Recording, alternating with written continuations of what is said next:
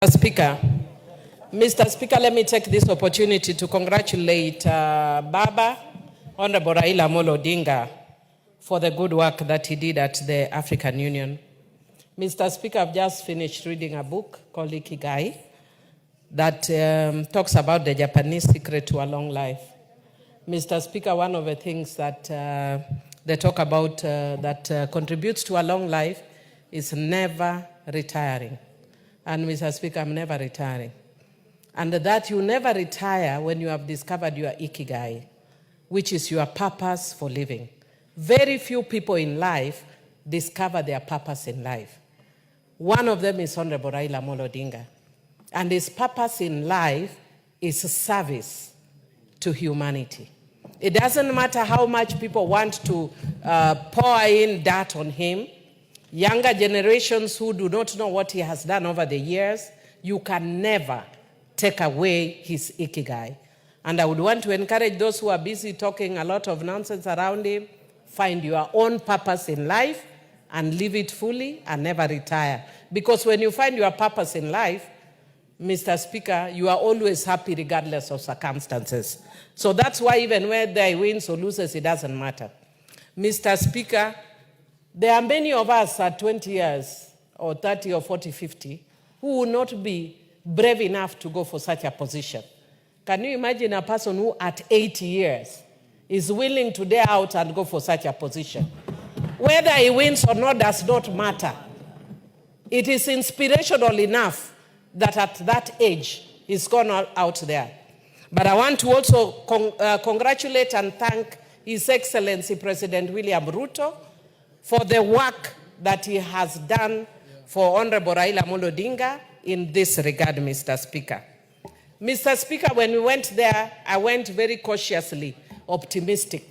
Not because I had less faith in the capabilities of Honorable Raila Odhiambo, but as a person who has worked in the Pan-African region with the Pan-African Parliament and other fora, Mr. Speaker, I understand the geopolitics very well, the issues of regional blocks, language blocks, amongst other issues, Mr. Speaker. And sometimes they come into play, including prevailing circumstances in the region. They sometimes come into play. Mr. Speaker, the other issues, including the fact that Honorable Raila Odhiambo was a towering figure that some people may have found a bit intimidating. His strength, as I've seen one writer say, may have been his weakness because some people can't deal with strong characters. Mr. Speaker, it is also an opportunity for the AU to introspect. Mr. Speaker, Madam Speaker, sorry, I see you have changed. Madam Speaker, it's an opportunity for the AU to introspect because the issues of equity keep coming up and barriers based on language, religion, or other factors always keep coming up. The way they've tried to solve it in Pan-African Parliament is the way they need to solve it also at that level. Madam Speaker, I would also want to say that I've seen a narrative that people are trying to sell, that Raila always loses. Honorable Raila was a member of Langata for many years.